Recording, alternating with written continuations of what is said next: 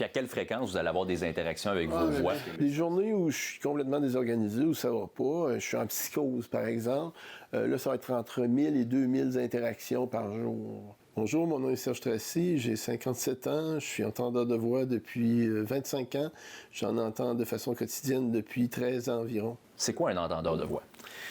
Un entendeur de voix, c'est quelqu'un qui a des perceptions inhabituelles, des perceptions qu'on n'a pas...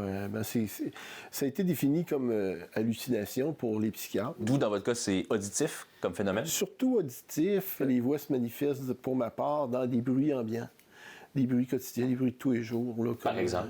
Par exemple, ça pourrait être un camion qui passe devant moi, je vais entendre «Voyons donc», ça va faire «Voyons donc». Ou je vais marcher dans la neige, et puis, excusez-moi, parce que mes voix sont québécoises, sacre, ça va dire «Christ ton camp».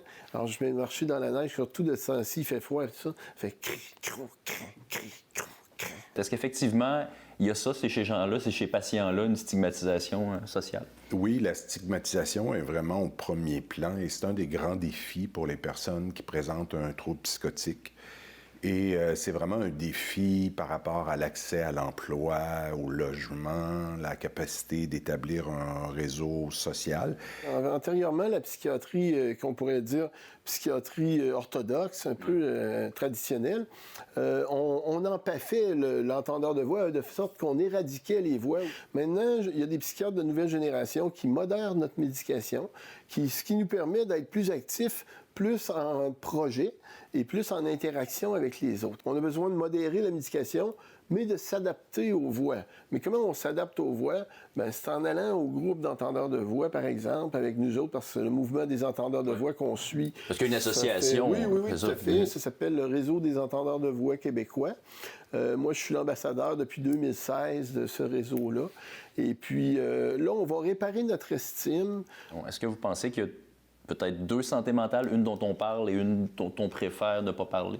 Je pense que on reconnaît beaucoup à travers ce qui s'est passé à travers la pandémie, tout ça, l'importance de la santé mentale et combien il y a beaucoup de souffrance psychique dans la population.